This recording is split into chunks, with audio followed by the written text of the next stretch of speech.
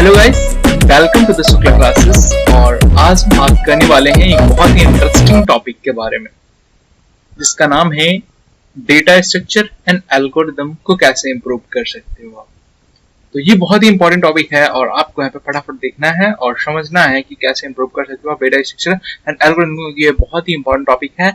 इसके पीछे रीजन क्या है कि आप अपने इंटरव्यू में इसका यूज कर पाएंगे और इसकी वजह से आप अपनी स्किल्स को एनहांस कर पाएंगे बहुत ही सिंपल तरीके से। तो लेट्स बिगिन द टॉपिक। तो जिसके अंदर हमारा पहला पॉइंट बनता है कि understand the depth versus breadth for the meaning of it. अगर जैसे कि आप लोगों ने बहुत सारे अपने फ्रेंड्स को देखा होगा जिन्होंने 500 क्वेश्चन जो है वो कोडिंग के सॉल्व कर रखे होंगे उन्होंने अब तक प्रॉब्लम्स को, लेकिन उनको क्या है कि उनको ये जब वो इंटरव्यू में जाते हैं तो वो इंटरव्यू को फेल कर जाते हैं। इसके पीछे रीजन क्या है आपको समझना पड़ेगा। इसके पीछे रीजन ये है, बहुत ही कॉमन सिनेरियो है कि उन्होंने ब्रेड्थ पे फोकस किया जबकि उन्होंने डेप्थ पे फोकस नहीं किया, क्योंकि उन्होंने जो है ब्रेड्थ की जो अप्रोच है उसकी जो मेन प्रॉब्लम क्या है कि स्ट्रॉन्ग फाउंडेशन बिल्ड नहीं होता है और आप 500 क्वेश्चंस को डन कर चुके होते हैं। आपको ये बात समझनी पड़ेगी। ओके, तो यहाँ पे क्या होता है, इंटरव्यूअर को क्या क्या जरूरत है, आपको क्या लगता है कि 500 क्वेश्चन को देखेगा? नो मैटर, वो चाहता है कि 500 क्वेश्चंस नहीं, उसे एक प्रॉब्लम सॉल्विंग स्किल्स वाला बंदा, प्रॉब्लम सॉल्विंग नॉलेज के साथ उसकी एबिलिटीज होनी चाहिए कोड को फास्ट करने की और एक्यूरेट करने की होनी चाहिए, यानी कि क्लीन कोडिंग की होनी चाहिए, क्योंकि बहुत ही इंपॉर्टेंट है आईटी इंडस्ट्री के अंदर।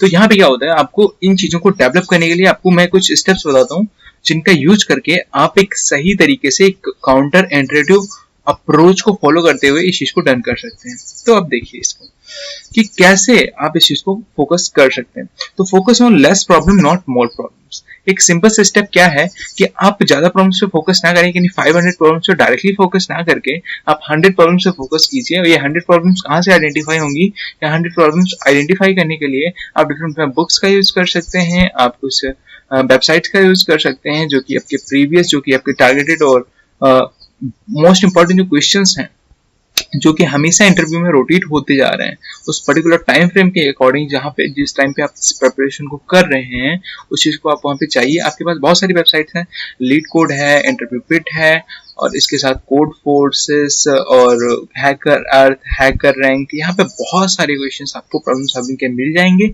जहां पे आप जाकर उनके पास्ट ईयर्स के कंपनीज के कुछ उनके लेटेस्ट जो आपके क्वेश्चंस हो वहां पे आप जाइए, उन्हें ट्राई इट आउट कीजिए और आप वहां से अपने क्वेश्चंस को सिलेक्ट कीजिए। और आपको मैं 2 बुक्स और रिकमेंड करता हूं अगर आपको ज्यादा क्वेश्चंस निकालने हैं तो, एलिमेंट ऑफ प्रोग्रामिंग इंटरव्यू और क्रैकिंग द कोडिंग इंटरव्यू। इन दोनों किताबों के थ्रू भी आपको 100 क्वेश्चंस यहाँ पे निकाल लेने हैं और इनका जो क्वेश्चन है उसे भी आपको सॉल्व करना है, और जिसकी वजह से इनमें जो क्वेश्चंस है वो आपको एक डिफरेंट, ये बुक अपने आप में एक बहुत ही बड़ी, मैं कहता हूँ कि इंटरव्यू को क्रैक करने के लिए बहुत ही इंपॉर्टेंट बुक्स हैं, आपको ये जरूर फॉलो करनी चाहिए।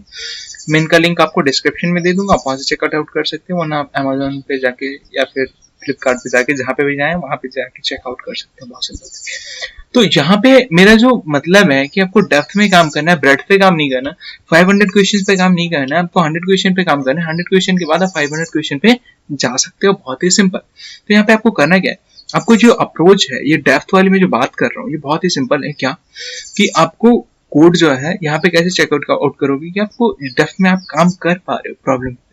तो वहां पे आपको कैसे देखना है, आप कोड करो एक क्विक मैनर में, बहुत जल्दी जल्दी कोड करो और सही सिंटैक्स को फॉलो करो जो कि उस लैंग्वेज का हो। आप एक पर्टिकुलर लैंग्वेज में महारत हासिल करो, उसके बाद आप नेक्स्ट पे जो है स्विच करो अगर आपको कोई और लैंग्वेज सीखनी है तो। बट पहले आप पर्टिकुलर एक लैंग्वेज में महारत हासिल करो कि आप उस लैंग्वेज में उसके सभी सिंटैक्स को एक सही मैनर में इम्प्लीमेंट कर पा रहे हो, आपको कोई दिक्कत नहीं होगी। और ये सेम जो है, अगर कहीं ऐसी जगह पे रिपीटेटिव ऐसी प्रॉब्लम्स आ जाती हैं, सेम प्रॉब्लम आ जाती है, तो आप उस कोड को वहां पे क्विकली जैसे कि पुट कर सको, ऐसे आपके अंदर एबिलिटी होनी चाहिए। और जो आपने डेटा स्ट्रक्चर्स को लर्न किया है उसे इम्प्लीमेंट करना आपको जरूर आना चाहिए।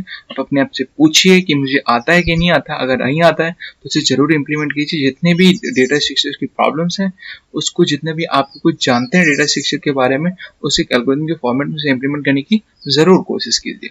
तो यहाँ से आपको क्या होगा, आपको एक कॉन्फिडेंस आएगा, आपको एक फेथ आएगा कि अब मैं इस चीज को कर सकता हूँ।